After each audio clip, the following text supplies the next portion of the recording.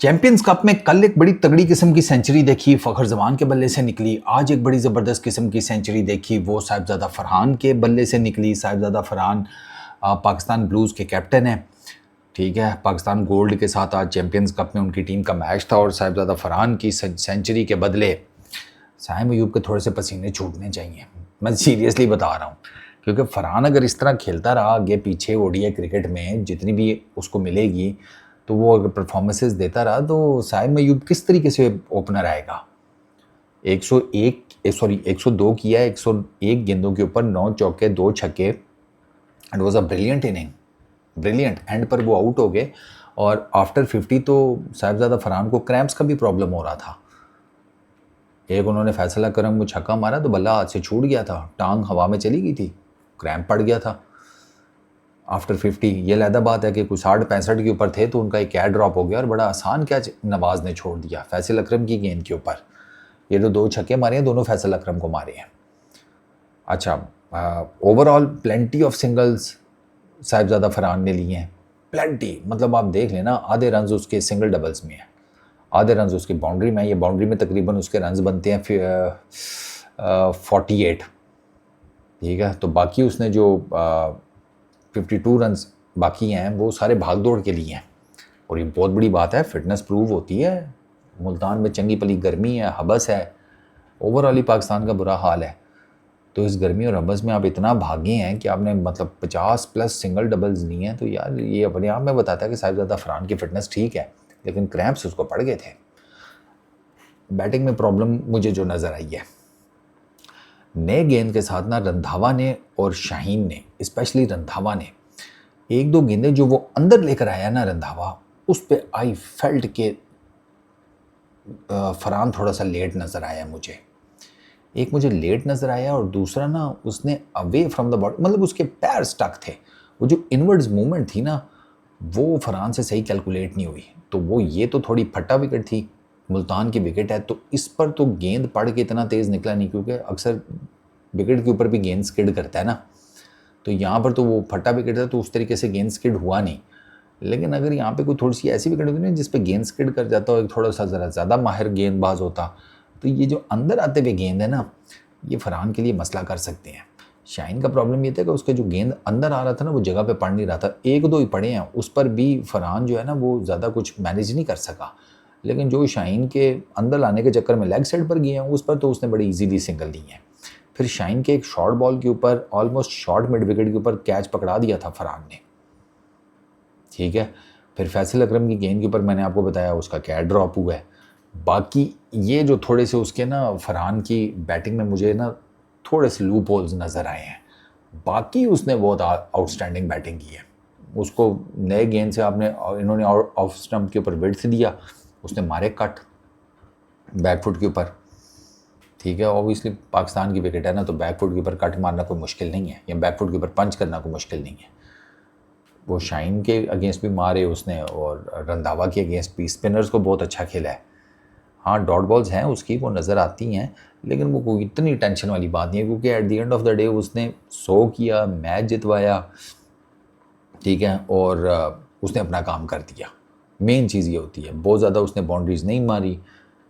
आधी 100 रन उसके, आधे से ज़्यादा रन उसके सिंगल डबल्स में है। तो आप यू कुड क्लियरली सी कि वो एज़ पर दी मैच की जो सिचुएशन है ना उसके मुताबिक खेले हैं।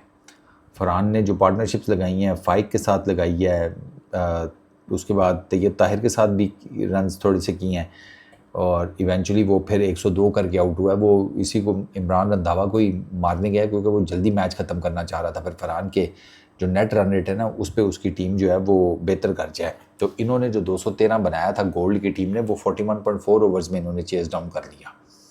पहले इसके 2 बॉलर्स ने बहुत आउटस्टैंडिंग बॉलिंग की, सुफियान मुकीम ने, उसकी यूटिलाइजेशन बहुत ज़बरदस्त की है साहिबजादा फरहान ने, सुफियान मुकीम की यूटिलाइजेशन। इसीलिए ना मुझे फरहान की कप्तानी जो है ना वो उसमें एक लॉजिक नज़र आता है। उसकी फील्ड प्लेसमेंट्स, उसने अपने बॉलर्स को जो यूटिलाइज़ किया, उसने जो सुफियान मुकीम को इन पर्टिकुलर यूटिलाइज़ किया, इट वाज रियली आउटस्टैंडिंग। बहुत अच्छे डिसीजंस लिए उसने कप्तानी में। बैटिंग में तो उसने अच्छी बैटिंग की है, लेकिन उसने कप्तानी में बड़े अच्छे डिसीजंस लिए हैं। तो 4 विकेटें सुफियान मुकीम ले गया, 4 विकेटें हसन अली ले गया, तो 2 बॉलर्स ने बड़ी तगड़ी बॉलिंग की है। फरहान की ओवरऑल जो बैटिंग थी वो मैंने आपको बता दी है। खेला है, ठीक खेला है, कोई उसने मार धाड़ करने की कोशिश नहीं की, नथिंग व्हाटसोएवर। वो अपने सुकून से लगा रहा है। हाँ, ये लहदा बात है कि फरहान का ना T20 का हिसाब किताब ठीक चल रहा है।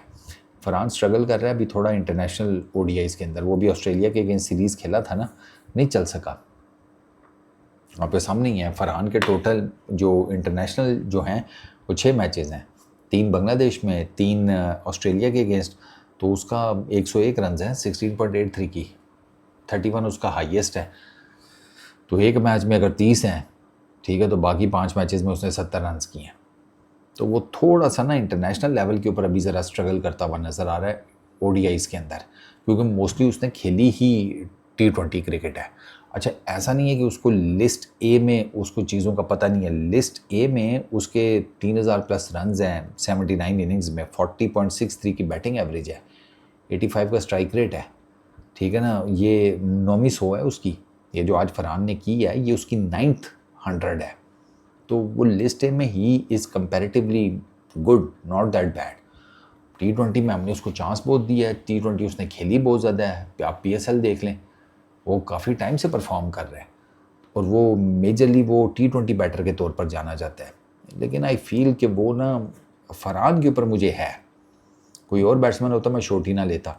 फरहान के ऊपर मुझे है कि अगर आप इसे रेगुलर ODI खिलाएं, ये अपने आप को अडेप्ट कर लेगा ODIs के हिसाब से, क्योंकि इसने अपनी T20 बैटिंग को बहुत ट्रांसफॉर्म किया है, बहुत ज़्यादा। आप याद करें शुरू में जब इंटरनेशनल क्रिकेट में फरहान आया था T20 इंटरनेशनल्स में, इसकी डॉट बॉल ज़्यादा थी, बाउंड्रीज़ का इसका हिसाब किताब जो है वो ठीक नहीं था इतना ख़ास, ये स्टक कर जाता था, 40s से 50s के बीच में स्टक कर जाता था, 90 to 100 के बीच में स्टक कर जाता था। अब इसकी वो चीज़ें जो है ना वो गायब हो रही हैं। डॉट बॉल्स इसकी बहुत कम हो गई हैं, बाउंड्री परसेंटेज इसकी ज़्यादा हुई है, पावर प्ले में इसने ज़्यादा मारना शुरू किया है, पावर प्ले के बाद इसने ज़्यादा मारना शुरू किया। पहले तो ये था कि पावर प्ले में फिर ये मार लेता था, पावर प्ले के बाद ये स्टक हो जाता था, पावर प्ले के बाद इससे हिटिंग नहीं होती थी। अब ये पावर प्ले के बाद भी T20 में हिटिंग कर लेता है। तो वो बेसिकली कहने का मकसद ये है कि इसने अपनी बैटिंग के ऊपर बहुत काम किया है T20s में और T20 इंटरनेशनल्स में। तो I am very much hopeful कि अगर फिर साइम अयूब नहीं कुछ कर पाता तो फिर आपको फरहान के साथ जाना चाहिए। और फरहान का ये है कि ये अपने बैटिंग के ऊपर, अपने माइंडसेट के ऊपर, गेम की सिचुएशन के ऊपर वर्कआउट करके ये मुझे ये लगता है कि पाकिस्तान के लिए एक बड़ा तगड़ा किस्म का ODI ओपनिंग बैट्समैन भी बन सकता है। बाकी या किस्मत या नसीब। Peace out.